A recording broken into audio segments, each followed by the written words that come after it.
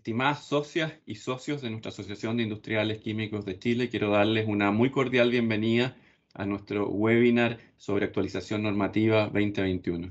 Quisiera partir agradeciendo a Francisca Solís, abogada de la empresa Cero Falta, y también a Juan Carlos Carrasco, gerente de la empresa Cero Falta, que hoy día serán nuestros expositores en este webinar que tiene por objetivo entregarles información respecto de los cambios que hemos vivido durante este año en materia ambiental, en materia de seguridad y también de salud ocupacional. Dentro del trabajo que estamos realizando en la Comisión de Asuntos Regulatorios y también como parte del trabajo que estamos realizando en el directorio de la asociación, hemos puesto foco en varias materias que son de alto interés para nuestra industria y que van a tener impacto entre este año y en los años que vienen. Específicamente, hemos puesto foco en la ley REP, en la normativa de implementación de GHS, en aquello relacionado con productos con acción antimicrobiana y, por supuesto, seguimos trabajando en interpretación normativa que sirva de apoyo a nuestros socios. En un contexto que ustedes saben muy bien, en un contexto global, donde tenemos un aumento de las regulaciones y de la normativa, pensamos que es muy importante estar actualizados y pensamos que es muy importante que nos vayamos ajustando en ese camino que finalmente va a permitir también un desarrollo armónico y un desarrollo positivo de nuestra industria y de todas las personas que se relacionan con nuestra industria. Para nosotros en Asiquim es muy importante que nuestros socios se mantengan actualizados en materia normativa, particularmente, como decía, en estos tiempos donde estamos viendo un número importante de modificaciones, es muy importante estar actualizados y por lo tanto pensamos que este webinar va a ser de gran valor para todos ustedes.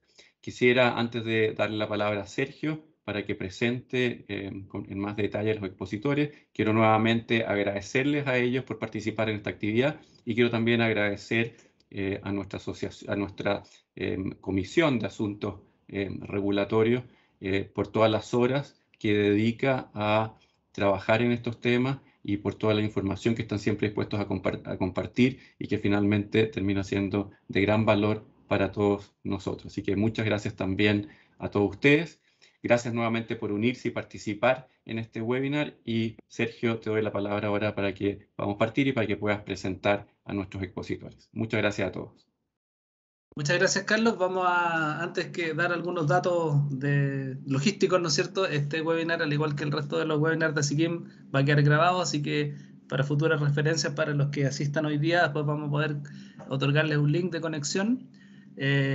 También, obviamente, para las personas asistentes que quieran hacer alguna pregunta a los expositores, tenemos activa la función de chat de este webinar, así que todos los que quieran hacer alguna pregunta, los invitamos a hacerlo a través de esta función de chat, de manera de que nosotros al final del webinar, después de las presentaciones que vamos a escuchar, podamos leerlas y también considerarlas también en futuro en caso que no se alcanzaran a contestar.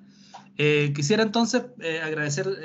repetir un poco el agradecimiento del presidente de la Comisión de Asuntos Regulatorios, Carlos Ponce, a la empresa Cero Faltas, que por segundo año consecutivo, de manera virtual y ya por cuarto año consecutivo, nos acompaña en esta presentación de actualización normativa, que tiene por objeto, valga la redundancia, digamos, darle a conocer a los socios las normas más importantes, probablemente con mayor efecto en nuestra industria, que se han actualizado en el último año, que como ya sabemos, ya se anticipa, son bastantes. Así que para entrar en materia voy a presentar a dos expositores que tenemos hoy, los voy a presentar a los dos, y después, repito, al final del webinar podrán ustedes hacer sus preguntas a través de la función del chat. Entonces parto con Juan Carlos Carrasco. Juan Carlos es ingeniero químico y tiene un doctorado en ingeniería química, es socio fundador de MCB Ingenieros y Consultores Limitada y de la empresa ISQ Limitada, empresa dedicada a asesoramiento en ámbitos de medio ambiente y seguridad química, líderes de servicio vía plataforma online como Minimiza, Radia y Cero Falta, o ISKIM, orientado a los principales rubros industriales de Chile y Latinoamérica. En paralelo, se desempeña como profesor en la carrera de Ingeniería Civil Química en la Universidad de Concepción, en asignaturas como simulación computacional avanzada de procesos químicos complejos y su impacto en el medio ambiente. Como parte de su labor en la universidad, ha participado como experto en salud, seguridad y medio ambiente en proyectos nacionales como el Perfil Nacional de Gestión de Sustancias Químicas, Plan Nacional de Implementación para la Gestión de los COPS, análisis de la legislación vigente sobre liberaciones de dioxina y furanos y desarrollo de propuestas normativas, entre otros. También ha trabajado en proyectos internacionales en universidades como Perú, Ecuador, España, Italia, Austria y Alemania. Ha sido invitado como asesor de implementación de la primera planta piloto solar PV para la producción de hidrógeno verde a utilizar como combustible en vehículos de la industria minera.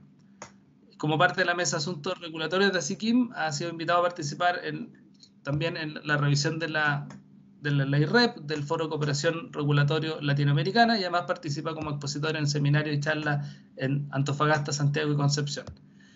Gracias, Juan Carlos, y además voy a dejar presentada a Francisca Solís, quien después tú le vas a dar el paso. Francisca Solís es abogada, magíster en Derecho Ambiental de la Universidad del Desarrollo, con postítulos en Derecho de Recursos Naturales y Derecho Ambiental. Ha profundizado en áreas de derecho minero y derecho de agua, ha colaborado en la realización de capacitaciones y seminarios en materias de derecho ambiental, de seguridad y salud ocupacional, y actualmente se desempeña como abogada consultor del Servicio Cero Falta, trabajando en el análisis normativo aplicable en materias de medio ambiente, seguridad ocupacional, respecto de los clientes de servicio que realiza vigilancia normativa en forma periódica de las nuevas normas públicas. Así que, habiendo presentado a los dos, repito que tienen el micrófono, que pueden ustedes, ojalá, le agradecemos nuevamente su presentación y yo voy a estar al final de nuevo con ustedes moderando la ronda de preguntas. Muchas gracias, Juan Carlos, y te dejo adelante con el micrófono. Muchas gracias, Sergio, por la presentación. No sé de dónde sacas tantos datos, pero tienes harto para presentar, ¿eh? Muy bueno, gracias. Bueno, Olo, al menos estamos muy contentos de poder estar con ustedes. No es la primera vez que nos corresponde hacer esto, como decía Sergio. Yo voy a presentar entonces la PPT. No sé si se puede apreciar. Yo por ahora no, Juan Carlos, todavía no se levanta, pero... ¿Ya? Ahí si tú compartes la pantalla. Sí, ahí. Ahí está. Ahí está, falta el último paso. Y ahí estamos. Adelante. Perfecto. Bueno, la idea de este webinar es presentar una pincelada orientada obviamente a lo que es medio ambiente, seguridad y salud ocupacional desde un punto de vista de requisitos legales. Es un tema un poco árido y vamos a tratar de hacerlo un poquito más llevadero con cada uno de ustedes a partir de eso. Tenemos dividida la presentación en dos. Yo voy a realizar la primera parte hasta llegar a un cronograma ya de normativas de este año, muy sucinto. Y en la segunda etapa, Francisca va a ahondar mucho más en los requisitos legales, que son bastante pertinentes para la industria química, pero también para otros sectores de la economía nacional. Y finalmente va a ser un recordatorio de todas aquellas normas que están vigentes y que de alguna otra forma se prevé tanto para este año como para el próximo algunas etapas de cumplimiento.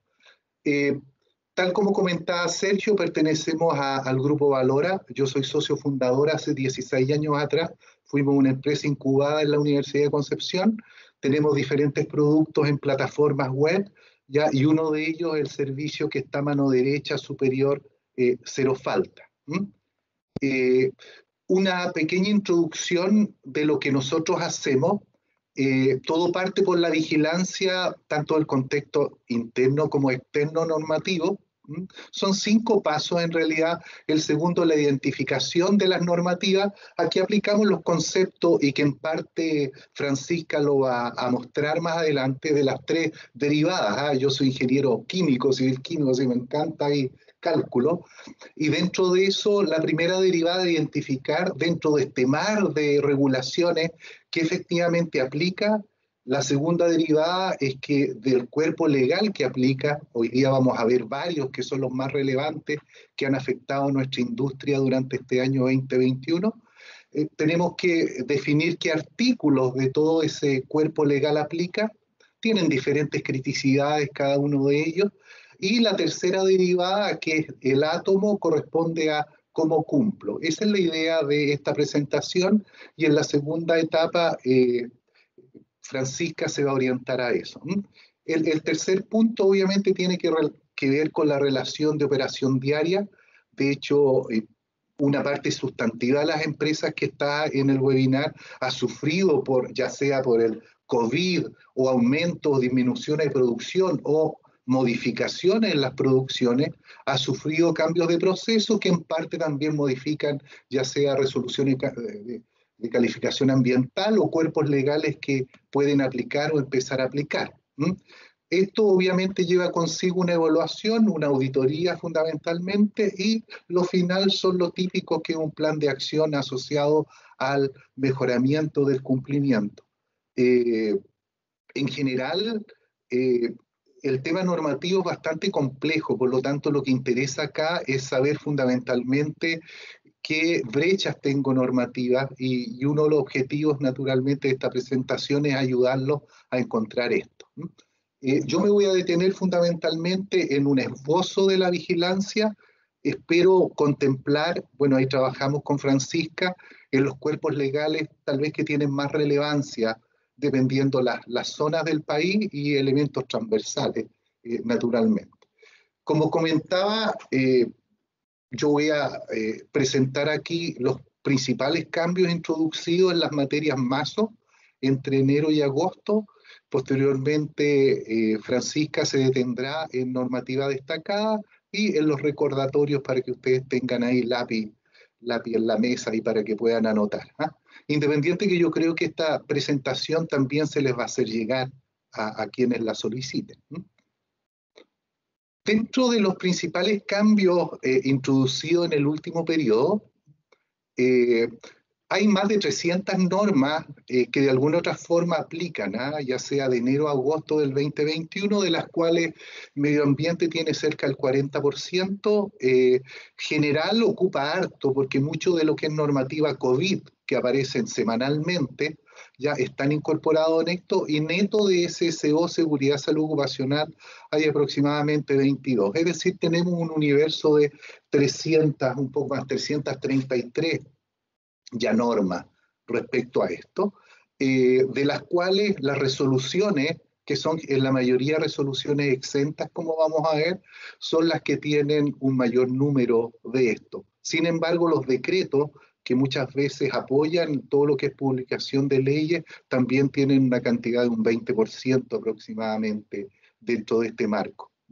Como cronograma propiamente tal, para ir rápidamente al grano, en enero hay entre 20 y 30 normas, pero aquí seleccionamos 3. Yo creo que una de las relevantes para cada uno de ustedes que le aplicó en este caso fue asociado a el mejoramiento en las páginas web y disponibilidades de acceso remoto a través, por ejemplo, de la SMA para todo lo que era declaraciones asociadas o subir información asociada a los decretos 90, ¿cierto?, de rieles superficiales, 46 infiltración, ¿ya? Y el 80 muy específico para molibdeno y sulfato. DGA, al igual que el año pasado, cuando hicimos la anterior webinar, hay muchas resoluciones asociadas al tema que está enfrentando Chile de sequía. Y voy a presentar algunas nomás que tal vez en algunas zonas son más relevantes. Y el decreto 8, que se refiere fundamentalmente a las metas de recolección, asociado a neumáticos.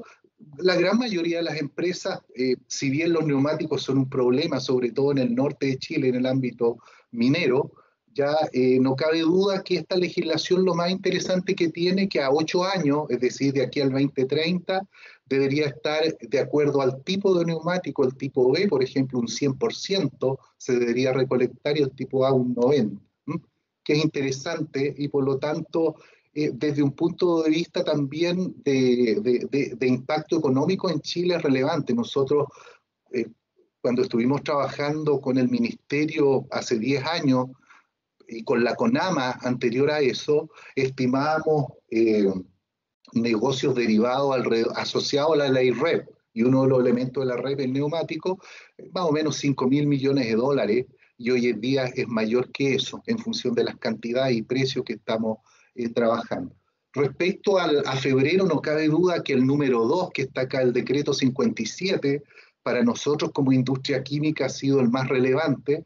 Ya este salió en plenas vacaciones de algunos de nosotros, el 9, ¿cierto?, de febrero, se publicó este decreto en el cual la Mesa de Asuntos Regulatorios se ha organizado en este caso varios webinars en torno a esto, tanto los procesos de notificación como también el proceso de clasificación y etiquetado, y es un proceso que sigue apareciendo. De hecho, en agosto, como vamos a comentar, apareció ya el listado propiamente tal, que ya está dando preguntas respecto a eso, y es que muchos productos químicos que se ocupan en Chile no están inscritos en esta lista.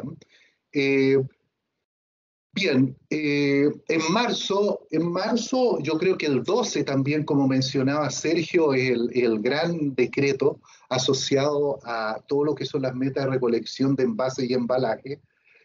Se han organizado también reuniones internas en ASIQUIM, en la Mesa de Asuntos Regulatorios, con los 3 sistemas de gestión que hoy en día están desplegándose a nivel nacional en este tema. Por lo tanto, también hay un esfuerzo al cual cada uno de ustedes puede tener acceso a través de ASIQUIM, de los contactos pertinentes e información respecto a este punto que es tan relevante, porque las metas o los planes de gestión ya empiezan el próximo año, en un año más, en septiembre. Bien, en abril es un poquito, cambia el matiz. Yo creo que uno de los relevantes respecto a SSO es la modernización de la Dirección del Trabajo. Francisca va a tocar esto con más detalle, asociado fundamentalmente a todo lo que es plataforma web en este tema, ¿no? También es relevante el 238 sobre la contaminación lumínica, porque extiende algunos de estos elementos a nivel nacional, no como existía solamente esto previamente, no asociado a las 3 regiones de Antofagasta, Atacama y Coquimbo, sino también se extiende, obviamente haciendo mucho más hincapié y siendo más riguroso en todas las áreas de protección especial, que son estas 3 fundamentalmente regiones que les comento. En mayo también hay varias resoluciones interesantes. El 375, no cabe que alguno de ustedes también, de los que está escuchando, le ha tocado introducir, ¿cierto?, como proveedores de productos prioritarios, hacer esta información en las páginas respectivas. Otro elemento relevante son los SEMS, que es el 680 para todos los que tienen conexiones SEMS. Era un tema, o ha sido un tema relevante, aunque esto hay una modificación que da un poco más plazo respecto a este tema.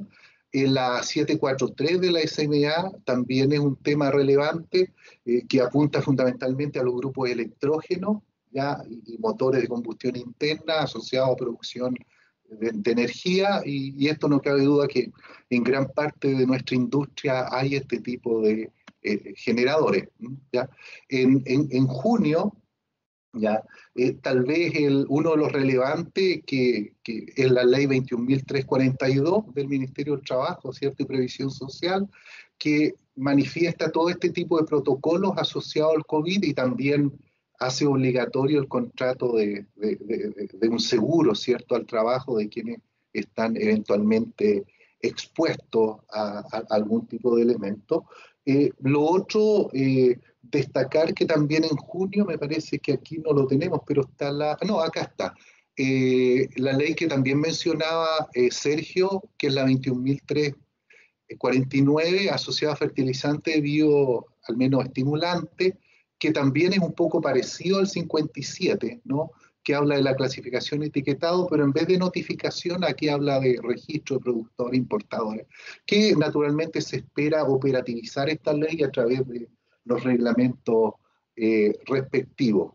Y también otro decreto relevante para muchos asociados, sobre todo la industria química, es obviamente el decreto 40, ¿ah?, que introdujo cerca de 20 nuevas sustancias al listado, en este caso base.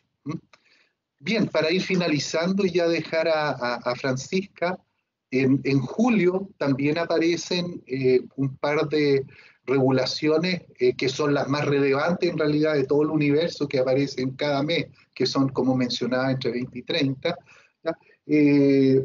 Tal vez la 19, acá la 1239 es un tema relevante para quienes están asociados, por ejemplo, a seguridad y salud ocupacional, ya que aparece un protocolo, un documento guía para todo lo que es gestión de riesgos psicosociales en el trabajo, que se llama Justicia Organizacional, es un documento bastante interesante en torno a esto. Francisca también se va a referir al dictamen 2601 de la Suceso, que también provocó algunas turbulencias durante el mes de julio por las implicancias que este tenía. En el mes de agosto, el mes pasado, fue bastante también movido, y yo creo que el gran elemento para la industria química, ya, yo no sé si alguno de ustedes se ha leído las 713 páginas que tiene el documento anexo a la resolución, ¿no? Exenta 777, en el cual aparece el listado oficial de la clasificación de sustancias químicas. La resolución no es tan larga, obviamente, pero el listado que apareció el 30-31 de agosto es muy amplio. Yo creo que muchos de ustedes están buscando ya las sustancias químicas, que ojalá estén en este listado, porque si no están, naturalmente es un poquito más complicado, aunque igual el decreto, en este caso 57, menciona los pasos que habría que seguir en torno a esto. También aparecen la 1814 y la 1816 asociados a conferir mayores plazos, tanto para el tema de SEMS y subida de información, que se va a ver más en detalle con Francisca. Otro elemento relevante para muchos de los asociados a SIKIM y también empresas industriales, ya sea minera, energética, ya de otro tipo de alimentos, está la 1891, en el cual se dicta una instrucción bien interesante para presentar antecedentes y acreditando en este caso funcionamientos menores al 30% de las horas base de la caldera, estas podían estar exentas ya de tener alguna sanción frente a los planes de prevención y descontaminación atmosférica en las zonas que se indican. Y finalmente, el último elemento, que también lo vamos a revisar, ya se refiere al 21.368, que es un tema asociado también de alguna forma a la ley REP, a todo este tema. Si bien no influye directamente, en gran parte de los asociados, quienes tengan eventualmente casinos en que haya venta de alimentos, también les va a tocar. Entonces, para que ustedes lo tengan en consideración, esto salió prácticamente la semana pasada, fue publicado. Bien, eso era un resumen del cronograma legislativo. Imagínense, de las 300 y tanto, condensamos en 26, que es lo que está acá, ya, de tal forma que ustedes tengan una visión de cómo está marchando todo esto. A continuación, entonces, dejo a Francisca, ya, por favor, para que tú puedas seguir con la presentación. Sí, gracias, Juan Carlos. Voy a compartirles pantalla para continuar con la presentación. Perfecto. Mientras esperamos, solo recordarle a todos que las preguntas van al final del webinar y que pueden hacerlas ahí por la función de chat de esta plataforma. Así que muchas gracias y adelante, Francisca. Gracias, Sergio. Agradecer igual a Sergio y a Carlos por sus palabras iniciales. También nosotros como Cero Falta estamos agradecidos de la invitación. Ya en mi caso, el segundo año consecutivo que estamos a través de manera virtual, luego de todo lo que pasó con la pandemia, y poder colaborar transmitiéndole la información que, como presentó bien Juan Carlos, es harta. Estamos abarcando todo lo que va desde el 2021, son muchos meses. Y tratamos de rescatar lo más relevante para la industria, sin perjuicio de que, como abogada, les tengo que transmitir de que todas las normativas que se publican debiese cumplirse, pero sabemos que los distintos riesgos que puede implicar, sobre todo por las sanciones que conllevan, varían en lo que se puede cumplir antes o después. Entonces queremos transmitirle a través de este webinar en este hito de normativas destacadas lo más relevante que puede surgir para la industria en general en realidad, pero también siempre vamos más enfocados como SIGIN a la industria química, que muchas de estas normativas le viene con todo, sobre todo como comentaba Juan Carlos, con el decreto 57 y su resolución asociada. Así que comenzando y partiendo desde enero, la destacada que tenemos obviamente es el decreto Supremo 8, que es del Ministerio del Medio Ambiente, que es el que establece las metas de recolección y valorización y otras obligaciones asociadas a un neumático, relacionada directamente con la ley REP, que ya llevamos varios años esperando todos estos reglamentos y al fin ahora han ido apareciendo. El objetivo de este decreto es establecer las metas de recolección y valorización y otras obligaciones asociadas relacionadas específicamente a este producto prioritario que son los neumáticos, para prevenir la generación de tales residuos, fomentar la reutilización, reciclaje u otra valorización que se pueda efectuar con los neumáticos. Las obligaciones principales para los productores de neumáticos y que están sujetos a la responsabilidad extendida del productor, en primer lugar, estar inscrito en el RED-C, que es el Registro de Emisión y Transferencias Contaminantes, en el cual se efectúa toda declaración que están obligados, ya sea a través del Decreto Supremo 8, como otras normativas que hemos podido ver anteriormente.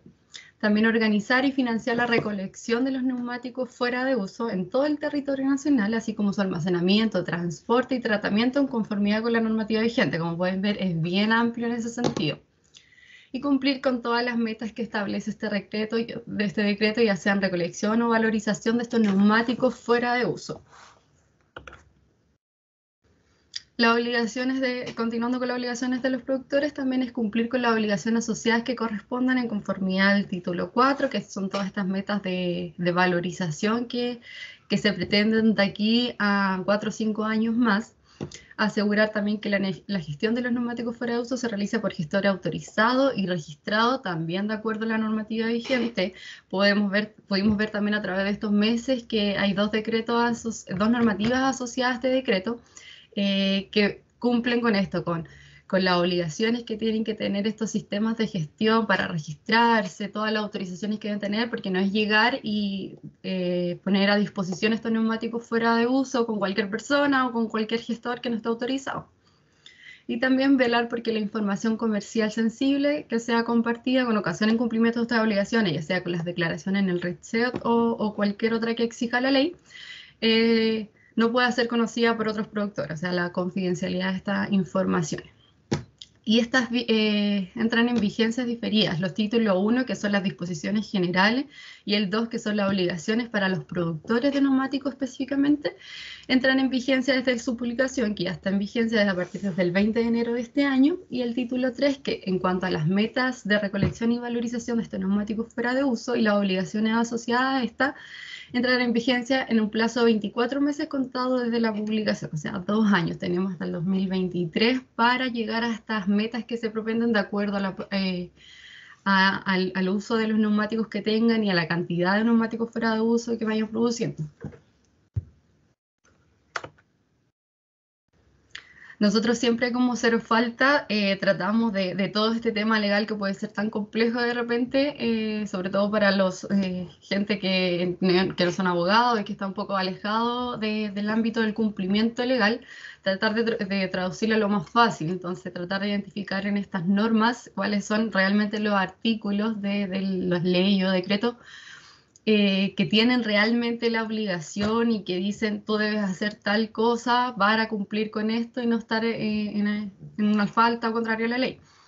Entonces, principalmente las obligaciones asociadas a este decreto sería contar con el registro de inscripción en el RED-C para todos los productores de neumáticos, tener el registro de la autorización vigente del plan de gestión por parte del Ministerio del Medio Ambiente para también los productores de neumáticos, tener la declaración anual del RED-C, y que esta va a ser dentro del plazo para el plan de gestión de neumáticos fuera de uso. Ya saben que en el RED-C siempre tenemos plazo para las distintas declaraciones, entonces siempre hay que tener ojo con eso y estar atento a todas las declaraciones porque son un montón siempre.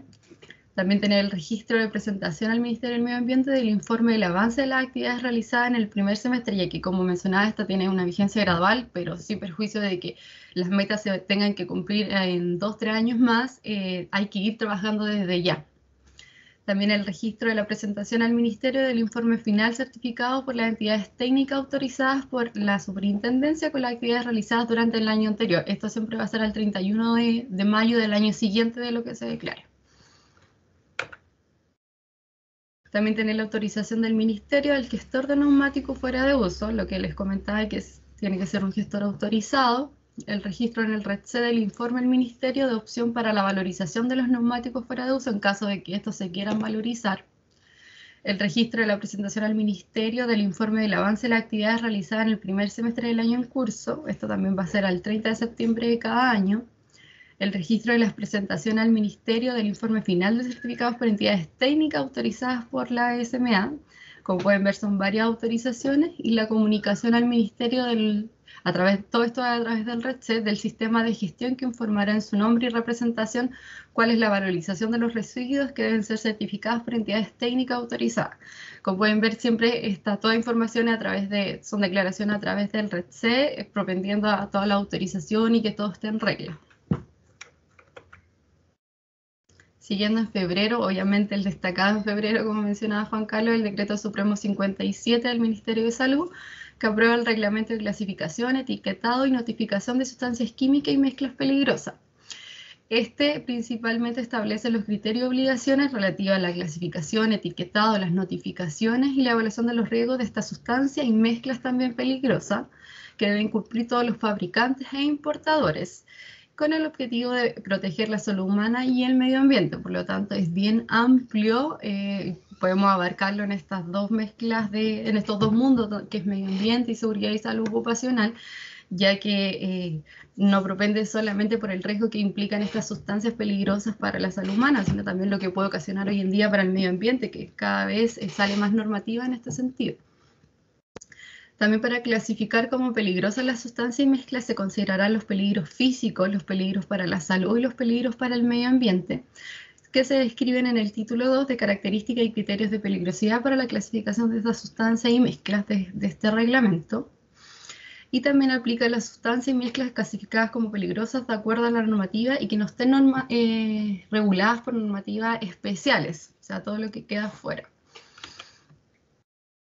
Esta tiene una vigencia gradual igual, que se establece de la siguiente manera. Para las sustancias y mezclas de uso industrial, comenzará a regir 1 y 4 años respectivamente a partir desde el 9 de febrero del 2021, que fue la fecha de publicación. Para la sustancia y mezcla de uso distinto al industrial, comenzará a regir 2 y 6 años respectivamente, también contándose desde el 9 de febrero del 2021. Y los procesos de notificación de las sustancias y las sustancias contenidas en mezcla comenzará a regir después de 2 años contadas de la entrada en vigencia, es decir, desde el 9 de febrero. Sin perjuicio de esto, ya se comenzó a trabajar desde febrero en todo este tema, y como vimos también ahora hace poco, que la vamos a mencionar un poco más adelante, ahora en agosto, salió la resolución asociada que tiene este documento guía que se puede descargar a través de la página del MinSal de más de 700 páginas, entonces ahí hay harto trabajo para llegar ya a estas metas del plazo más largo, que es de 6 años, bien, ya con todo el trabajo hecho y no estar ahí a último momento.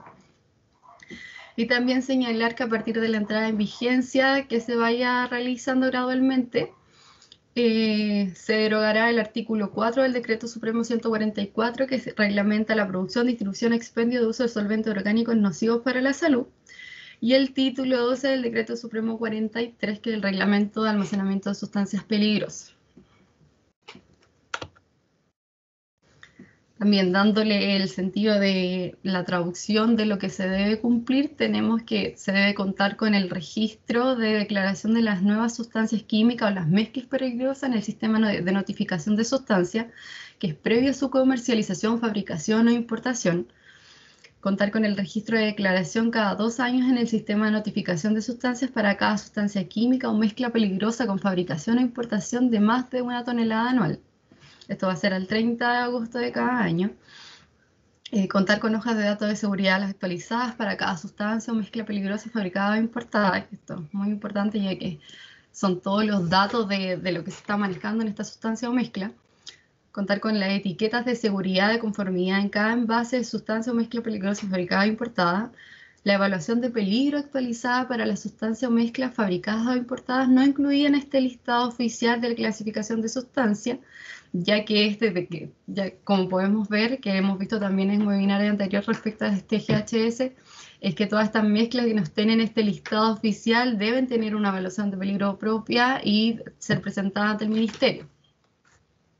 Y así determinar cuál es la clasificación que va a tener, qué nivel de peligrosidad, etc.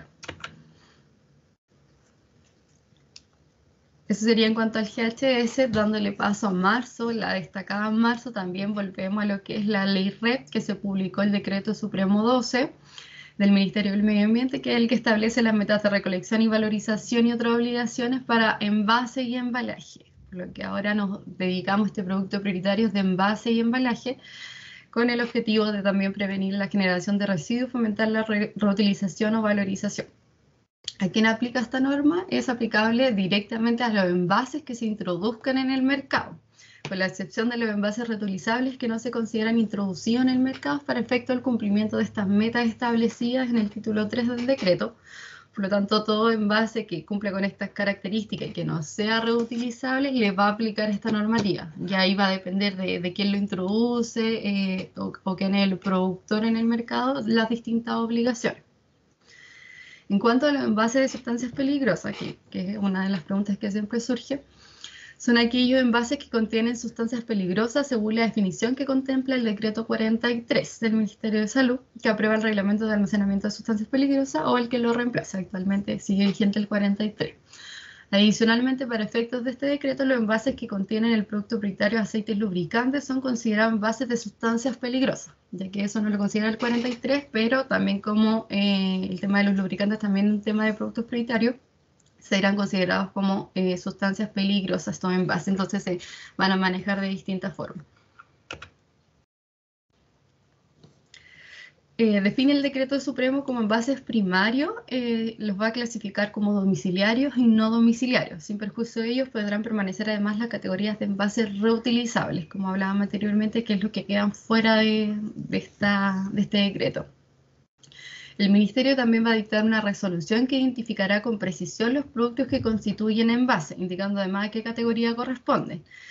Y dicha resolución se debe actualizar al menos cada 5 años, entonces va a determinar con exactitud a qué envase le aplica directamente. Recordemos que este decreto, como mencionaba anteriormente, aplica directamente a los envases que son introducidos en el mercado. También los envases domiciliarios pertenecerán a las siguientes categorías en función a su composición, ya sea de cartones líquidos, metal, papel y cartón, plástico y vidrio, para manejarlos de distintas formas. Y la responsabilidad extendida del productor será aplicable a aquellos que introduzcan en el mercado bienes nacionales de consumo envasados o embalados y cuyo envase esté compuesto por al menos uno de los 5 materiales indicados en esta resolución, los que mencionaba anteriormente. Una de las obligaciones de los productores está mencionada en el artículo 9 del título 2 de este decreto supremo 12. También, como lo vimos en el decreto anterior, la inscripción en el REDC para todas las declaraciones que se deban efectuar o información que se requiera. Organizar y financiar la recolección de los residuos de envase en todo el territorio nacional, así como su almacenamiento, transporte y tratamiento de conformidad a la normativa. Y cumplir con estas metas que se establecen de recolección y valorización de los residuos de estos envases. También las obligaciones asociadas que correspondan al título 4, tales como la obligación del diseño, cobertura y operación de las instalaciones de recepción y almacenamiento, ya que todos estos envases también los reutilizables, los que se pueden volver a introducir en el mercado, tienen que tener ciertas características, cierto diseño, todo propendiendo a que sea todo más, que se pueda reciclar y sea más sustentable y disminuir en su mayor capacidad los residuos. Y también asegurar que la gestión de los residuos de envase se realice por gestor autorizado y registrado que cumplan con toda la normativa y también velar por la información comercial que no pueda ser conocida por otros productores, tener confidencialidad en ese sentido. Las obligaciones como consumidor, que aquí varios de nosotros podemos tener un papel importante. estará obligado a entregar los residuos de envase al respectivo sistema de gestión bajo las condiciones básicas establecidas de estos informados públicamente. Sin perjuicio de lo anterior, los consumidores industriales, según se define la ley, deberán optar por una de las siguientes alternativas, ya sea entregarlo a un sistema de gestión, que es donde pueden participar muchas empresas, o valorizarlos por sí mismos a través de gestores autorizados y registrados.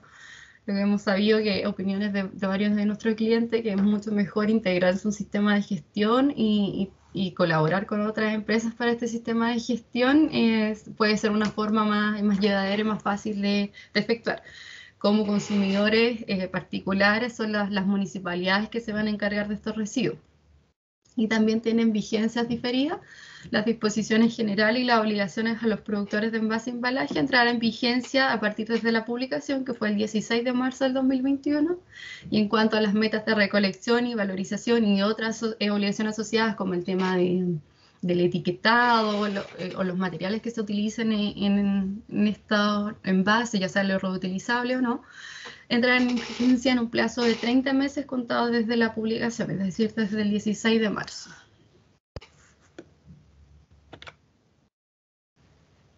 Y como obligaciones más concretas que tenemos acá, el registro y la declaración en el REDC, para toda la valorización de residuos de envase efectuadas por consumidores industriales, esto va a ser al 30 de junio de cada año. También el registro y la declaración anual en el REDC de valorizaciones de envases no domiciliarios por parte de los consumidores industriales, y en caso de ser valorizados por sí mismos a través de gestores autorizados registrados, también va a ser al 30 de junio de cada año. Otra declaración anual en el REDC por parte de los productores que introduzcan en el mercado menos de 30 kilogramos de envase al año. El registro de la entrega al Ministerio de la garantía de cumplimientos de las metas y obligaciones que están asociadas a estos sistemas colectivos de gestión. El registro de entrega dentro del plazo a través del REDC del informe de avance sobre el cumplimiento de metas anuales y otras obligaciones asociadas al sistema de gestión de envase y embalaje. El registro de la entrega también dentro del plazo a través del REDC del informe final sobre el cumplimiento de las metas anuales y otras obligaciones. Esto también para comprobar que efectivamente todas estas metas que se pretenden en 2-3 años más se demuestran a través del REDC. Los registros de información al Ministerio de la adhesión o incorporación a otro sistema de gestión por parte de los productores de envase y embalaje en caso de cambio de sistema de gestión, ya que uno puede partir con uno, cuando parta todo ya se dé en marcha esta ley, pero por X motivo se pueden cambiar o porque ese sistema de gestión no cumplía con los trámites, etc. Siempre hay que informarlo al Ministerio. También el registro e inscripción del REDC de los gestores que realicen el manejo de estos residuos de envase y embalaje, la inscripción en el REDC por parte de los productores de envase y embalaje, y en la resolución vigente del Ministerio que autoriza los sistemas de gestión para productores de envase y embalaje. Lo que les comentaba de que estos sistemas de gestión tienen que estar autorizados por parte del Ministerio. Y el sitio web de acceso público con la información que se actualizará referida para los gestores de residuos. Dándole paso a abril, tenemos ya una norma que es un poco más de seguridad y salud ocupacional, que es la ley 21.327, que principalmente establece la modernización de la Dirección del Trabajo. Esta ley viene también a modificar el Código del Trabajo, propendiendo a la modernización de la Dirección del Trabajo para facilitar la gestión y la tramitación de forma electrónica, como pudimos ver con toda esta implementación un poco apurada el año pasado del teletrabajo y todos los sistemas y todo que se cerró y se empezó a hacer de forma telemática. Todo propende a que se empiece a realizar todos estos trámites de forma electrónica, que se facilite aún más y no se tenga que hacer el trámite presencial. Y una de las modificaciones importantes que introduce al Código del Trabajo se encuentra en el artículo 1, número 1 de esta ley, que es que agrega a continuación del artículo 9 un nuevo artículo, el 9 bis, que detalla que en conformidad a lo dispuesto en el artículo 515, el empleador deberá registrar ahora en el sitio electrónico de la Dirección del Trabajo los contratos de trabajo dentro de 15 días siguientes a su celebración. Esto es muy similar a lo que muchos de ustedes quizás ya pudieron ver con lo del teletrabajo, que establecía esta misma obligación, que todos los contratos de teletrabajo se deberían registrar en este sitio web de la Dirección del Trabajo en un plazo de 15 días, una vez que estuvo habilitado. ahora se expande para todos los contratos, ya sea teletrabajo o un contrato de trabajo convencional. Y también se deberán registrar las terminaciones de contrato dentro del plazo establecido en los artículos 162 y 163 bis para el envío de las copias de comunicaciones. Y este registro en un plazo de 10 días también a través de la página web de la Dirección del Trabajo. Entonces aquí se encendieron varias alertas para sobre todo el área de recursos humanos, que son nuevas obligaciones que deben tener para todos estos registros de contrato, terminaciones de contrato. Eso en cuanto a la ley. Y dándole paso a mayo, tenemos la resolución exenta 680, que aprueba la instrucción general que contempla la obligación de conexión en línea de los sistemas de monitoreo continuo de emisiones, más conocido como SEM, por su sigla en inglés. El objetivo de esta norma es especificar la forma en que se implementará la conexión en línea de los parámetros y las variables operacionales de interés, que están registradas tanto por los SEMS principal o SEMS de respaldo cuando corresponda, así por la instrumentación utilizada para el monitoreo ambiental con los sistemas de información de la SMA. Esto viene ya hace, como es del 2019, la SMA propendiendo a conectar en línea y tener toda la información también en línea de todos estos parámetros y estos monitoreos de los distintos sistemas de medición, principalmente los SEMS que por ahí partieron. Esta instrucción, la resolución exenta 680, viene a complementar la resolución 1574, que es del 2019, que aprueba la instrucción general de la conexión en línea de los sistemas de monitoreo continuo. Esta instrucción fue una de, como les comentaba, de las pioneras que partieron desde el 2019 para conectar en línea los SEMS, y han tenido varias modificaciones o complementación porque es todo un tema esta conexión en línea, ya sea el catastro que se debe tener de todos los sistemas de monitoreo continuo, y para que ya esté operativa y funcione de buena forma y emita los datos que corresponde de forma directa a la SMA. ¿A quién aplica? A todos los titulares de establecimiento que tengan la obligación de instalar un sistema de monitoreo continuo de emisiones en función del cumplimiento de lo dispuesto por instrumentos de carácter ambiental. ¿Cuáles son los instrumentos de carácter ambiental? Tenemos las normas de emisión, ya sea por resolución de calificación ambiental que tenga la empresa, los planes de prevención o descontaminación atmosférica, y los que estén afecto al cumplimiento del referido en el artículo 8 de la ley 20.780, que es conocido como impuestos verdes. Todos los que, ya sea a través de uno de estos instrumentos de carácter ambiental, tengan la obligación de instalar un SEM, deberán tener la conexión en línea, que es lo que obliga la resolución 1574 y esta que complementa la 680. Los plazos principales de esta conexión en línea fueron establecidos en la resolución 1574, que ya como es del 2019 estos plazos pasaron hace rato, pero debido a toda esta contingencia COVID que empezó el año pasado, se han ido ampliando estos plazos. De hecho, ahora en agosto, que lo vamos a ver más adelante, se volvió a ampliar estos plazos, entonces aún están dentro del plazo para emitir la información y para la conexión en línea hasta enero, si no me equivoco. Ahí lo vamos a ver más adelante, que son de las normas destacadas de ahora de agosto recién. Entonces, todavía se sigue en marcha toda esta intención de la Superintendencia del Medio Ambiente de conectar en línea, ya que debido a la pandemia se retrasó todo un poco más. Y también para implementar para los SEMS de flujo, tenemos las fuentes que no cuenten con SEM de flujo instalado dispondrán del plazo de 1 año para su instalación y 6 meses adicionales para su validación desde la publicación de esta instrucción, que fue de ahora de mayo. Entonces todavía estamos con esos plazos corriendo. También las fuentes que cuenten con un SEM de flujo no validado dispondrán de un plazo de 6 meses desde la publicación para su respectiva validación. Y las fuentes que cuenten con SEM de flujo validado deberán mantener el cumplimiento de dicha exigencia de acuerdo a lo que establece la resolución 1743, también del 2019, que es la que aprueba el protocolo de SEMS. Y esta entró en vigencia también desde su publicación, que fue desde el 7 de mayo, pero tiene estos cumplimientos graduales que les comentaba y estas extensiones de plazo también que se han ido verificando. Y su cumplimiento se traduce en que se debe tener el registro del catastro actualizado de los SEM en el sistema CIBEM, que es este catastro de ingresar todos los datos ya sea de la empresa y del SEMS a través del CIBEM de la SMA, tener la evidencia de la conexión en línea, el reporte en tiempo real de los SEMS a la SMA según el instructivo técnico que les mencionaba, contar con la evidencia de la conexión en línea y el reporte en tiempo real a la SMA. Una vez que ya está operativo esta conexión en línea, tener este reporte a la SMA y de la medición de los parámetros de flujo y el registro de notificación a la SMA de todo cambio realizado en la conexión en línea, ya sea de que si por algún incidente la conexión se cayó, tener todo ese registro y notificarlo a la SMA, si perdió, si está enviando datos erróneos, etcétera. Todas esas notificaciones siempre se debe informar a la SMA en caso de cualquier cambio para evitar alguna sanción o alguna fiscalización.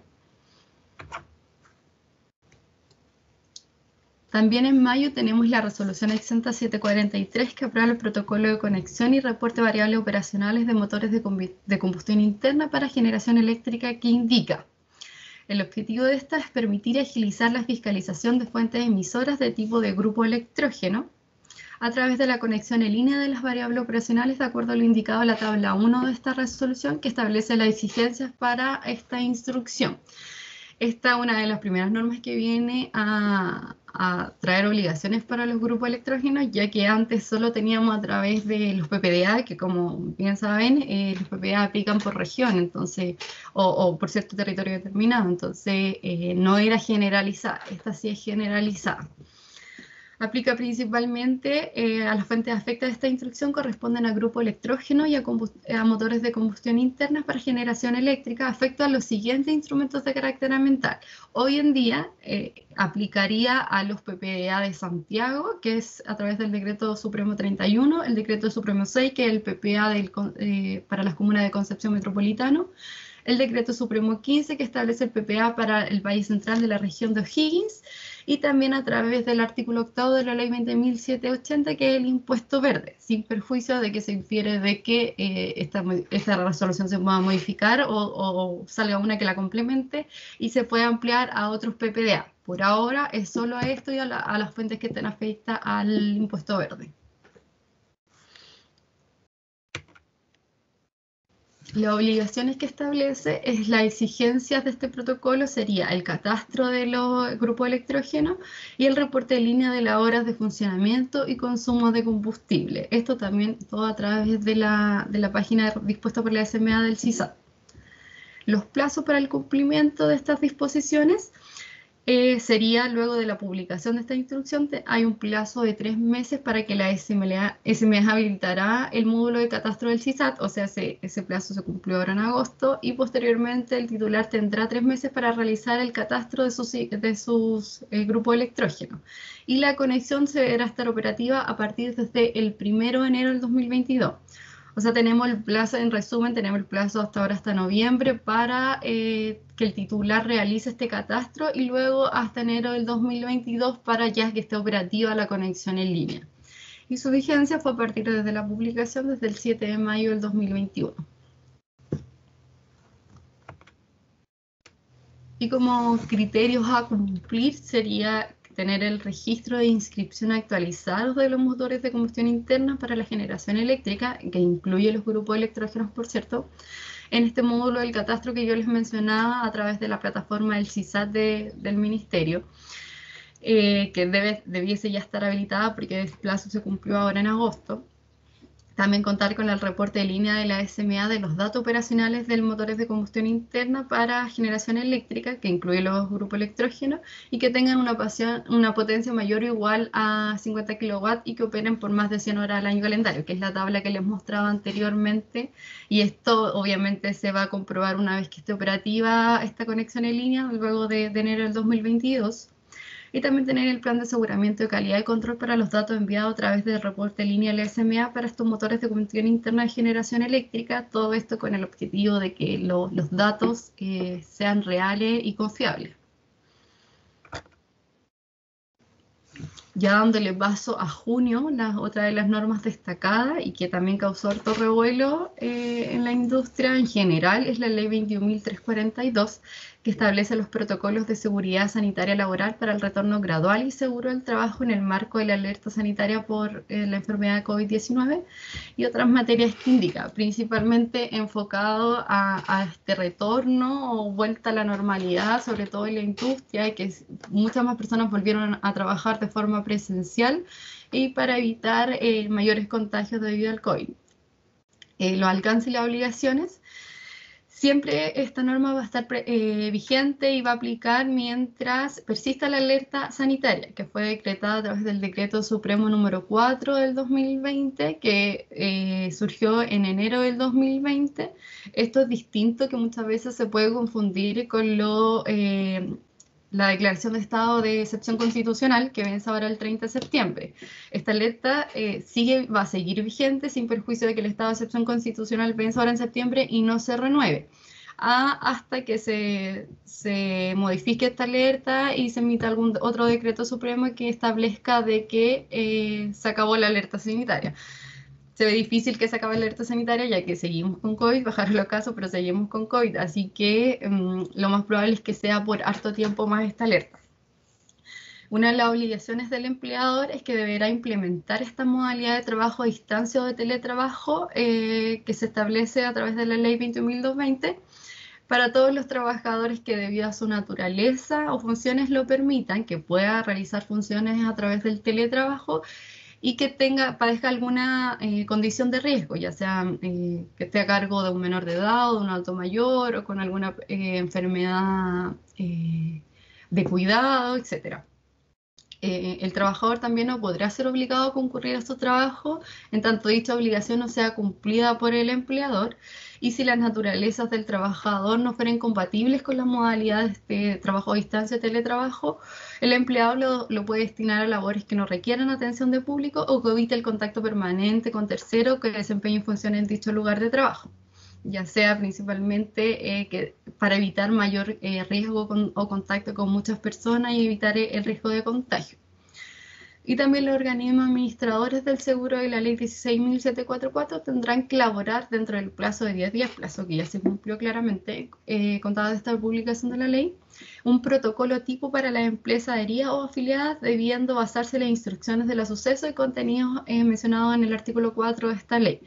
Todos los organismos administradores ya emitieron este protocolo y la idea es adecuar su protocolo también a las necesidades, tener más que nada este protocolo de referencia, y que también la Suceso sacó varias directrices en cuanto a estos protocolos de retorno, y muchas de las empresas, esto vino a aparecer recién en junio del 2021, pero muchas de las empresas, sobre todo de nuestra industria, de la industria química que compartimos con ASIQUIM, trabajaron de forma presencial durante toda la pandemia, entonces ya se fueron creando protocolos seguros de acuerdo a la experiencia que se iba teniendo en el momento para evitar el tema del contagio del COVID, pero lo ideal es que se adecue a estos protocolos que crearon los organismos administradores, y de acuerdo a las directrices de la Suceso, por cierto.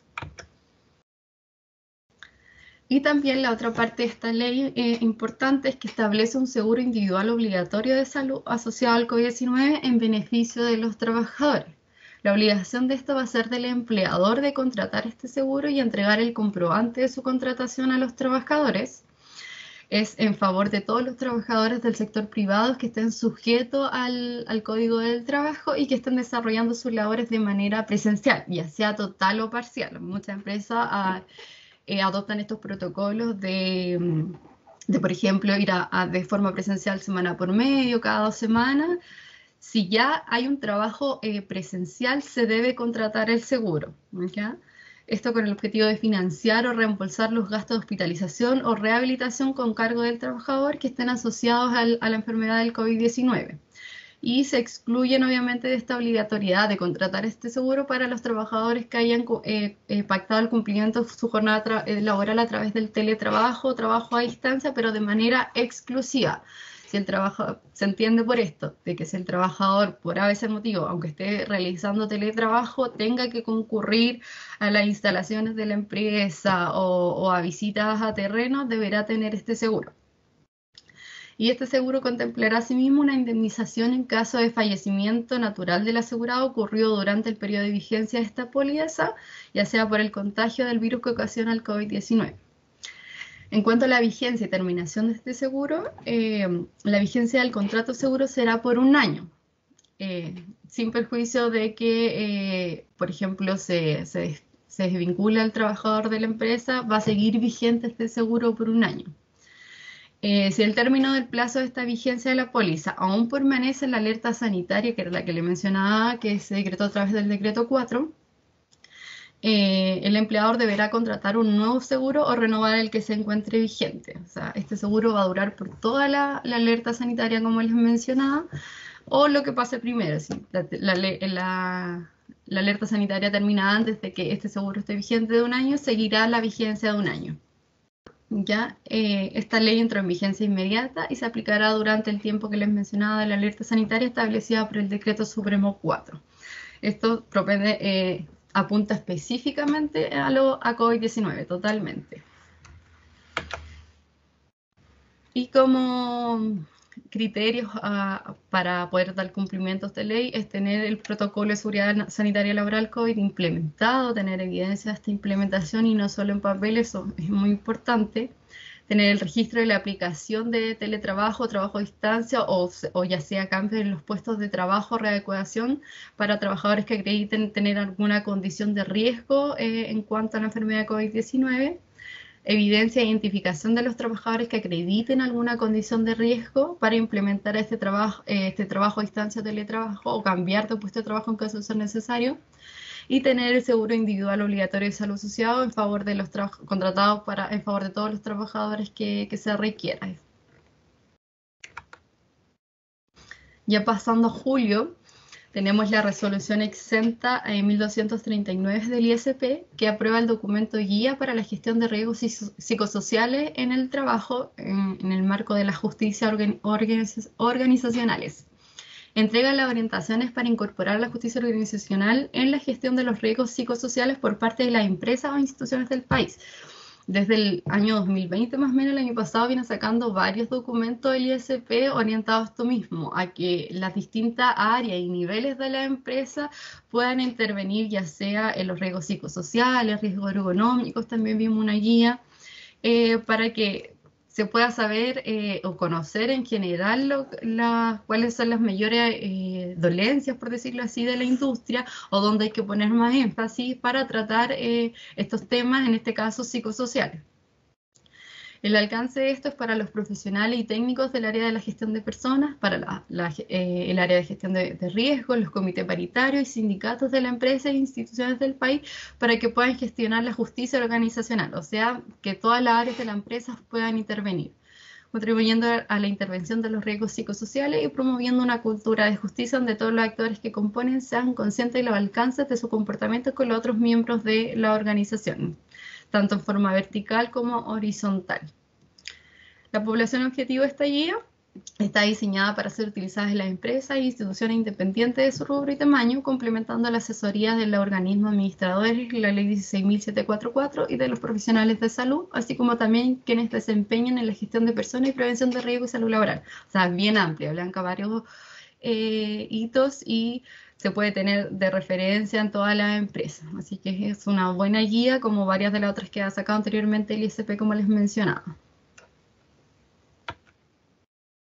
Otra de las destacadas en julio que causó harta controversia, sobre todo en los primeros días de julio, fue el dictamen 2601, que viene a dar indicaciones y actúa en concordancia con el otro oficio, el 2085, también de la suceso. El objetivo de esto, más que nada, era informar que el proceso de evaluación de siniestralidad efectiva del año 2021 va a continuar desarrollándose conforme a las disposiciones vigentes que están establecidas en el decreto 67, mientras no se imparta otra nueva instrucción. Por lo que deja sin efecto este controversial oficio, el 2085, que fue emitido por la suceso, que pretendía suspender la aplicación de este proceso de evaluación de siniestralidad efectiva correspondiente al año 2021, que claramente a algunos los podía beneficiar, pero varios otros no. Entonces era algo bastante controversial, entonces, y sobre todo tratándose de un oficio que dejaba sin aplicación un decreto supremo, aún más controversial, por lo que se aclaró por parte de la suceso y la evaluación de siniestralidad del año 2021 continúa tal cual como se conocía anteriormente. Ya dándole paso a este último mes que pasó hace poco, agosto, tenemos varias normas destacadas en este mes. Ha habido harto movimiento en cuanto a normativa. tenemos la ley 21.368 del Ministerio del Medio Ambiente que regula la entrega de plásticos de un solo uso y de botellas plásticas y que modifica algunos cuerpos legales. El objetivo de esto es proteger el medio ambiente claramente y disminuir la generación de residuos mediante la limitación de esta entrega de productos de un solo uso. En cuanto al establecimiento de expendio de alimentos, el fomento de la reutilización y la certificación de plásticos de un solo uso y la regularización de botellas plásticas desechables. Esto aplica de forma bastante generalizada, pero en qué nos importa ahora en la industria es específicamente lo que se entiende como establecimiento de expendio de alimentos. La ley lo determina en su artículo 2, letra I, que es el local de expendio de alimentos para su consumo en el mismo lugar o fuera de este, como restaurantes, casinos, clubes sociales, cocinerías, fuentes de soda, cafeterías, salones de té, panaderías, bares u otros locales similares que comercializan comida preparada. O sea, todos los casinos que se pueda vender algún producto les va a aplicar esta ley. Entonces quedarían prohibidos de la utilización o la entrega de cualquiera de estos productos de un solo uso.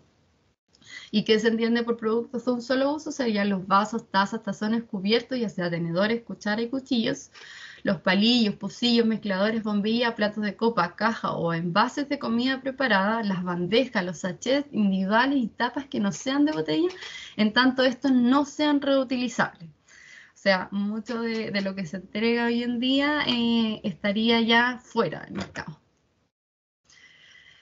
Y también esta ley entró en vigencia desde su publicación en el Diario Oficial, que fue publicada el 13 de agosto del 2021, salvo lo dispuesto en los artículos 3, 4 y 5, que son los que hablan en cuanto a la limitación de la entrega de estos productos de un solo uso, que estas obligaciones comenzarán a regir en un plazo de 3 años, contados desde la publicación.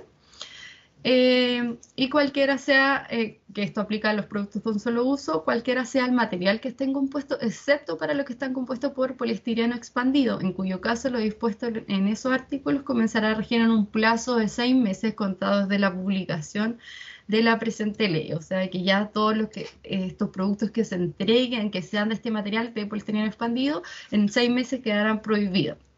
Y también hay una prohibición que está establecida en el inciso final del artículo 4, que en cuanto a las bombillas, los revolvedores, cubiertos y los palillos que sean de plásticos de un solo uso estarán prohibidos a partir desde 6 meses. O sea, ya las primeras exigencias van a comenzar a partir desde 6 meses contados desde el 13 de agosto. Entonces ahí con los casinos, como les mencionaba, para la industria hay que tener ojo con estas obligaciones. Otra de las importantes que también mencionábamos en un comienzo y que está directamente relacionada con el GHS es la resolución 777 del MinSal, que es el listado oficial de la clasificación de sustancias, que es lo que dispuso el artículo 6 del decreto 57. De acuerdo al artículo 6 del decreto 57, como les mencionaba, el que dispone que el Ministerio de Salud aprobará mediante una resolución un listado oficial de clasificación de sustancias, que se conocerá como el listado, y que contendrá sus clases y categorías de peligro. Esta resolución viene a aprobar este listado que el Ministerio también publicó a través de su página web y que podemos encontrar el documento completo, que es 718 páginas, si no me equivoco, y a través de este link que está más abajo, podemos encontrar la resolución completa y el listado completo para que lo puedan ir a buscar en los que no lo tengan. Y sin perjuicio también de que aquellas sustancias que no se encuentran en este listado, que como conversábamos en el comienzo de esta reunión con Sergio, hay varias que ya se han identificado que no están, los fabricantes e importadores de estas sustancias deberán acreditar la clasificación correspondiente según los criterios que se establecen en el mismo decreto 57, específicamente sus títulos 2 y 3. Y además, tratándose de la clasificación de las mezclas, se utilizará como base la clasificación de las sustancias listadas en esta resolución y clasificadas también acá, sin perjuicio de lo que establece el artículo 6 y 7 del decreto 57, que se hace referencia cuando se deseen aplicar clasificaciones menos restrictivas a lo que establece este listado, o tratándose de sustancias que no se encuentren en el listado, se tengan que someter a este proceso como particular de clasificación. Y ahí les dejamos el link, luego cuando distribuyan esta presentación puedan acceder. También otra de las destacadas en agosto tenemos la resolución 1814 de la SMA, que confiere un nuevo plazo para y reitera la obligación de conectar en línea y reportar las variables operacionales para la verificación de compromisos ambientales, recuerdo la resolución exenta 2452 que fue publicada el año pasado. Confiere un nuevo plazo para todas estas unidades fiscalizables sometidas a la resolución 2452 que aprobó el protocolo de conexión y reporte de variables operacionales para la verificación de compromisos ambientales y que sea aplicable el plazo inicial de 9 meses para implementar esta conexión en línea también con la SMA. Por lo que ahora va a establecer un plazo adicional de 4 meses que se va a cumplir el 31 de enero del 2022 para que se pueda verificar esta implementación y estén operativas las conexiones en línea con la SMA. Y tener presente de que este nuevo plazo, mientras no se encuentre operativa la conexión en línea, las fuentes estacionarias de esta unidad sometida a esta resolución 2452 deberán seguir realizando los reportes trimestrales que obliga de este instrumento de carácter ambiental. O sea, toda obligación que se esté cumpliendo hasta el momento se debe seguir cumpliendo hasta esta conexión en línea. En el mismo sentido, también un aumento de plazo para la conexión en línea, en este caso de los SEMS, a través de la resolución 1816 de la SMA, que viene a complementar la resolución que veíamos anteriormente, que fue publicada en mayo, la resolución 680, confiere este nuevo plazo para unidades fiscalizables a través de esta resolución exenta 680 de implementar la conexión en línea de las variables complementarias a los SEMS.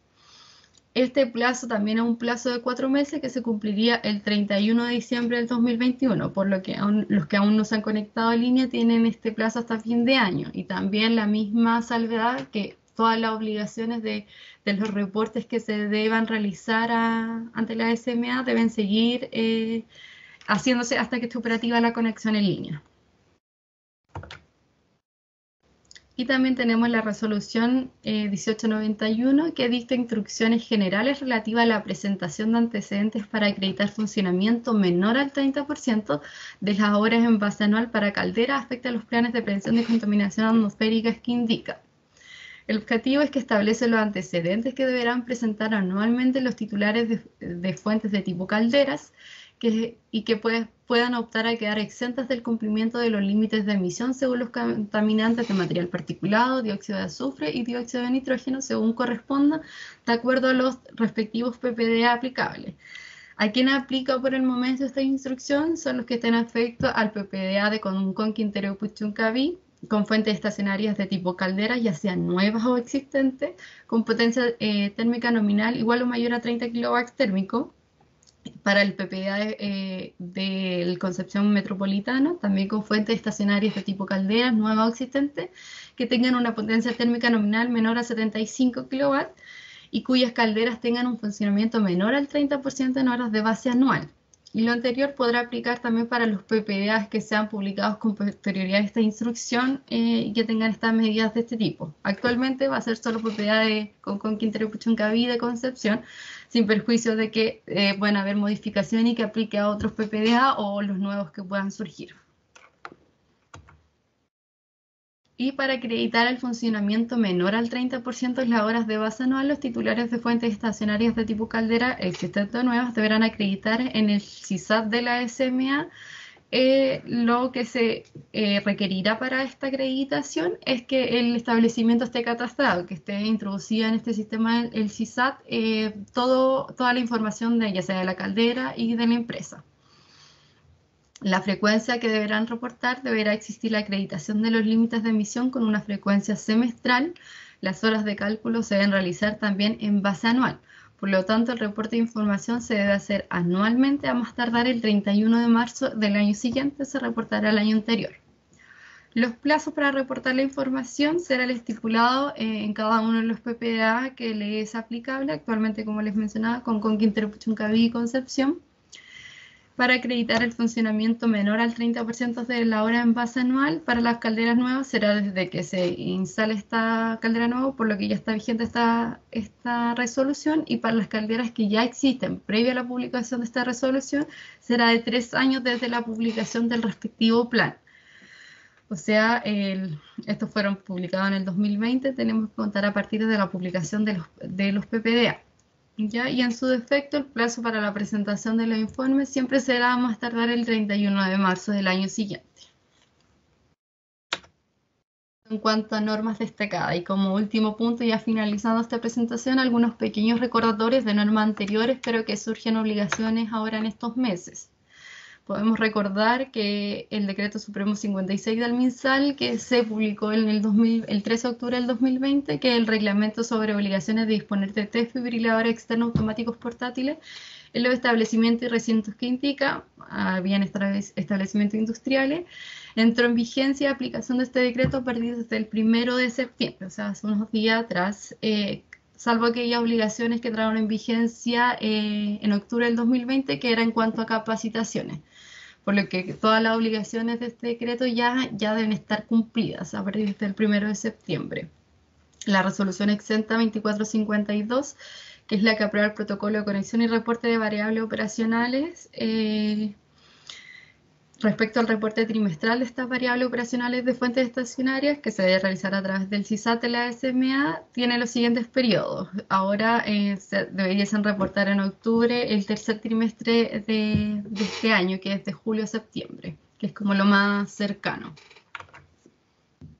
En cuanto a la resolución exenta 743 de la SMA, que es la que aprueba el protocolo de conexión y reporte de variables operacionales de motores de combustión interna que hablábamos anteriormente, los plazos que vienen ahora, ya el reporte de la SMA debería estar habilitado a partir desde el mes pasado, por lo que se tiene hasta el 7 de noviembre que el titular deba tener catastrados sus motores de generación eléctrica. El Decreto Supremo 8, que también lo mencionamos en esta presentación, tenemos una tabla de cuáles son los plazos que se van cumpliendo, sobre todo relativo a los sistemas de gestión, que es lo que más trabajo requiere. Lo mismo con el Decreto Supremo 12, también se han publicado algunas resoluciones asociadas a estos decretos, principalmente a los sistemas de gestión, como les mencionaba, para que vayan obteniendo sus autorizaciones, y hay algunos plazos importantes en cuanto a esta fecha, que son algunas de las resoluciones que se han publicado ya. Y por último, la implementación del decreto 57, que es el reglamento de clasificación, etiqueta de notificación de sustancias químicas y mezclas peligrosas, más conocido como GHS, que tiene una vigencia gradual, y lo que viene más cerca es la vigencia respecto a las sustancias de uso industrial, que comenzará a regir a partir del 9 de febrero del 2022, por lo que quedan ya poquitos meses, estamos en septiembre, para ir trabajando en cuanto a la obligación asociada a las sustancias de uso industrial.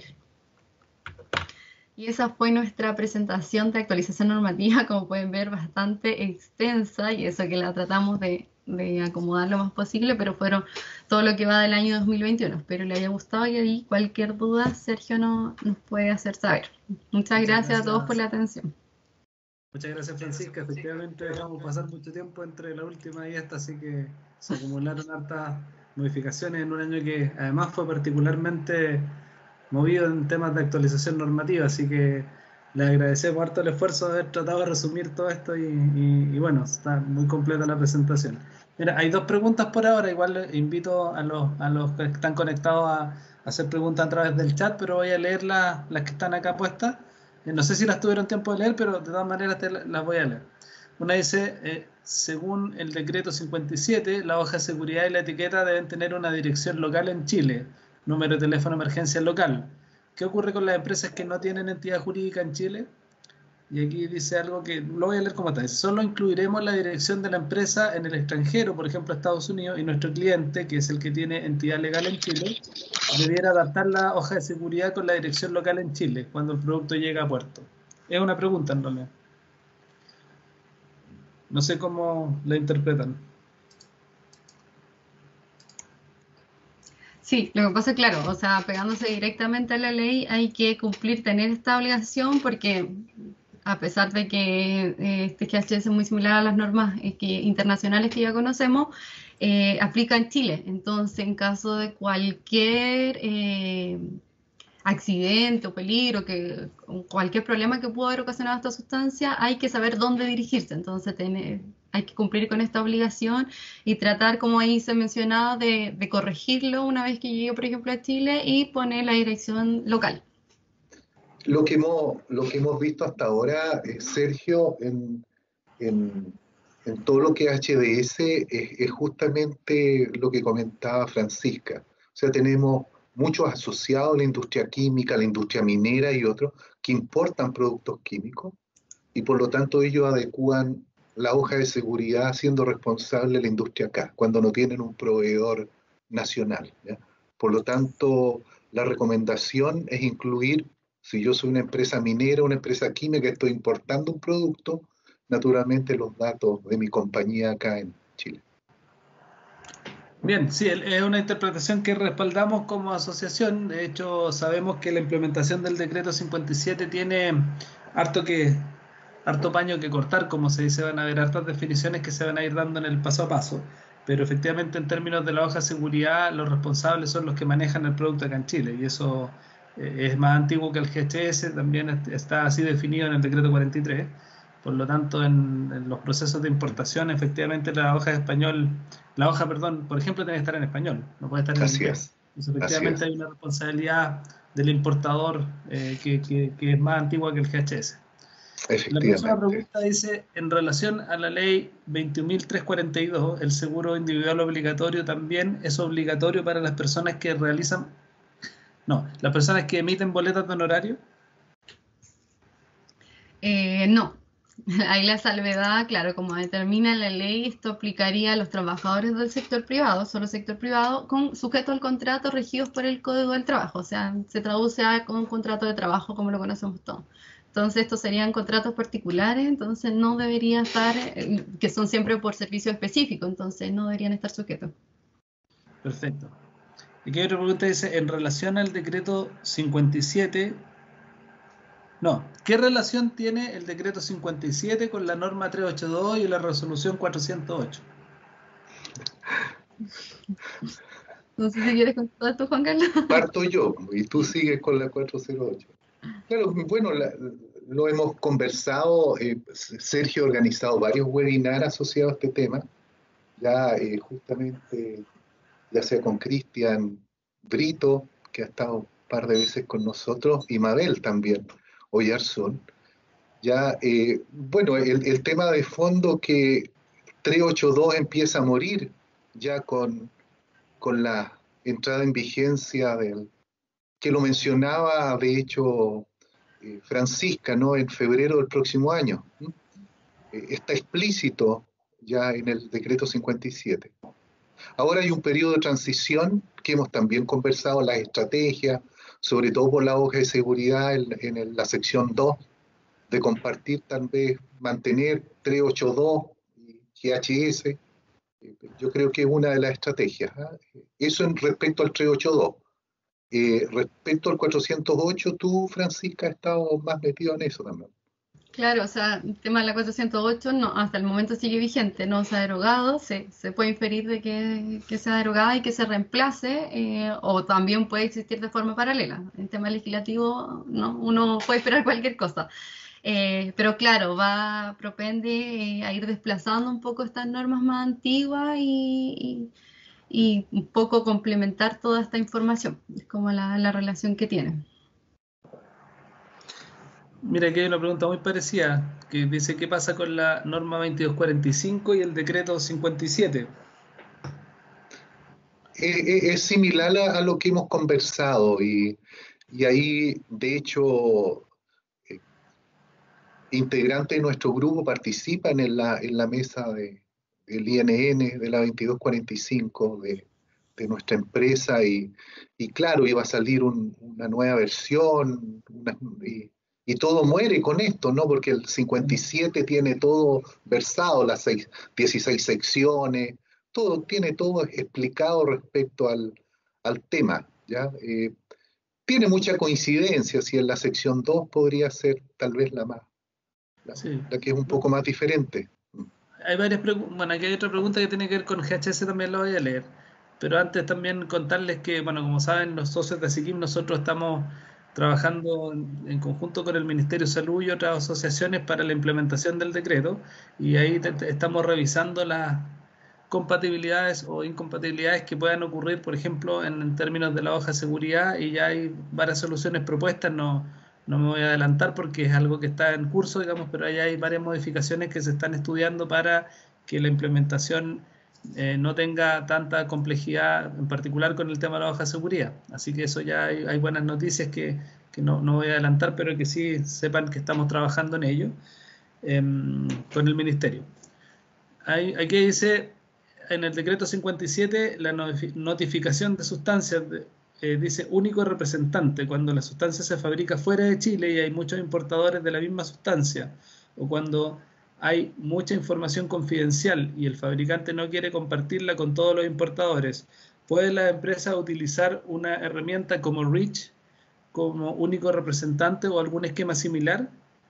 Esa es una pregunta. Después dice, ¿pueden los fabricantes extranjeros designar a un representante tercero para presentar estos datos a Chile? Bueno, en Chile se debe tener quien lo hace. Ahora, si hay varias empresas que están importando, lo más probable es que también van a tener que notificarlas. Ya, por lo tanto, se mantiene el mismo concepto previo que comentamos, ¿no? De la hoja de seguridad. Siempre tiene que haber un responsable en Chile, independiente de que, no sé, digo cualquier cosa, el ácido sulfúrico, que se compraba mucho antes en Chile, lo importen muchas mineras o químicas, cada una es responsable de lo que está importando. Sí.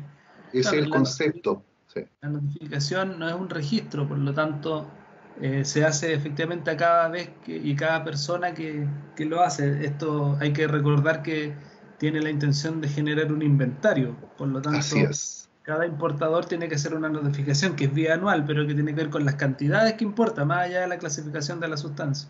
Por lo tanto, no se trata de un registro, por lo tanto no existe esta figura de Only Representative que tiene el REACH. Así que eso esperemos responda a la pregunta. Sí. El decreto 57, esta otra pregunta, ¿el decreto 57 afecta de alguna medida al DS 298? Por el momento no debiese, salvo que surja alguna modificación, porque el 298 se requiere más temas de seguridad en cuanto al traslado de esta sustancia, sin perjuicio de que cualquier información que deba tener el transporte pueda ser sobre el etiquetado de la sustancia en sí que lleva o la clasificación de peligrosidad que pueda tener, pero hasta ahora no debiese modificar de forma sustancial al 298. Esperamos que no, efectivamente pueden haber modificaciones. Aunque se estaba hablando hace bastante tiempo, Sergio, ¿te acuerdas? Porque el 298 nuestro no es tan bueno, claro. Necesita muchas mejoras. Estaban haciendo una modificación, Juan Carlos, y una de ellas era ampliar este listado, así que esperamos a tener reuniones con el Ministerio de Transporte para que esto no ocurra, porque seríamos uno de los pocos países que tomaría como el alcance de transporte el libro púrpura, ¿no es cierto? El libro naranja es el que corresponde a la clasificación de riesgo en el transporte, no el púrpura. En el resto de los países no lo ha hecho y esperamos que acá tampoco ocurra, pero hay que estar atentos ahí. Como asociación estamos trabajando para que ojalá eso no ocurra. Tal vez un hecho adicional, Sergio, que sería bueno que lo comente, ya que tenemos una audiencia importante, es que como ASICIM también se participa a nivel internacional. ¿Ya? Y por lo tanto, los cambios que están ocurriendo en Chile también están ocurriendo en otras partes del mundo y en Latinoamérica, y por lo tanto también hay una hoja de ruta, al menos de ruta en torno a estos temas, en que ASICIM participa mucho a través de la mesa de la LARF, como tú mencionaste, en que Pablo es uno de los presidentes, ya que también participa en la mesa de asuntos regulatorios. Por lo tanto, también hay lecciones aprendidas y hemos invitado, o se ha invitado, por ejemplo, a gente al menos de los ministerios de Chile, los cuales en algunas oportunidades también han asistido. Por lo tanto, no es un tema que estemos como en una burbuja en Chile trabajando, o sea, es un tema generalizado, y ahí ASICIM yo creo que tiene un papel súper relevante, ¿ya? En estos temas que involucra no solo la industria química, la industria minera, que es tremenda, la industria de alimentos, ¿ya? Entonces, desde ese punto de vista también ASICIM tiene una muy buena concepto de bisagra, desde un punto de vista de ligar lo que está ocurriendo a nivel internacional y organizar seminarios como los ha hecho, en la cual se invita a la industria en general. Sí, no, gracias por la mención, Juan Carlos. Efectivamente, nosotros tenemos un trabajo histórico en el ámbito internacional, no solo en la región Latinoamérica, sino que en general en toda la globalidad de la industria química. Y este ha sido un tema histórico de preocupación, la implementación del GHS. Yo soy presidente de la industria del diálogo químico de APEC, 21 economías que se reúnen hace varios 13 o 14 años mensualmente con los reguladores de esa economía, y efectivamente el tema GHS es uno de los grupos de trabajo, porque efectivamente hay varias lecciones aprendidas que se tienen que ir transmitiendo de manera de lograr, ¿no es cierto?, que el GHS, cuya intención no hay que olvidar que es homologar la clasificación de manera de facilitar el comercio, no termine entorpeciendo el comercio como muchas veces puede pasar por las distintas miradas que ya hay en el GHS. Hay que acordarse que no hay un GHS en el mundo, lamentablemente. Distintas economías o regiones económicas han tomado distintas aproximaciones al GHS, ya no hay una globalización tan importante como se buscaba, pero sin duda es un esfuerzo que es el más cercano a una armonización en este tema, así que hay que seguir abrazándolo e implementándolo como Chile lo está haciendo. Así que eso, oye, creo que no hay más preguntas. Aquí hay un mensaje. Sí, esta va a ser la última pregunta. Dice, en relación al decreto 40 que modifica el 1358, que incluye nuevas sustancias químicas controladas, ¿quién tiene la obligación de informarlas? Si usamos materias primas de esta lista que compramos en plaza local y producto final también se vende a nivel nacional, ¿debemos declarar estos productos o solo el proveedor? No sé, ahí Francisca, si quieres ver ese tema. Sí, o sea, es bastante amplio. Quienes almacenes o utilicen o importen el decreto, ya sea el 1358 del 40 que viene a modificar, son bien amplios, entonces deben declararla igual. Son 5 verbos, ¿no es cierto? Que eso entiendo que la actualización del 40 no ha cambiado, ¿no? Por lo tanto, los que declaran son solamente los importadores, exportadores, fabricantes, productores y por lo tanto los que compran en plaza local y venden en plaza local no están obligados de declarar, ¿cierto? Exacto. Perfecto.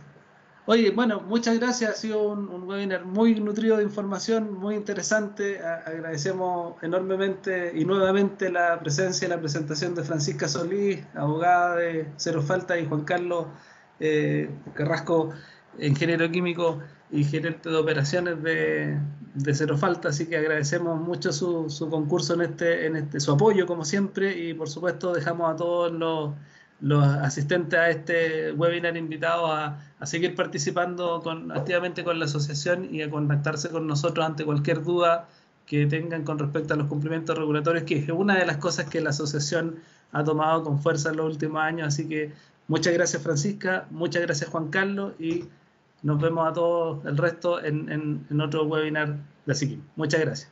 Un placer. Muchas gracias. Gracias a todos. Chao.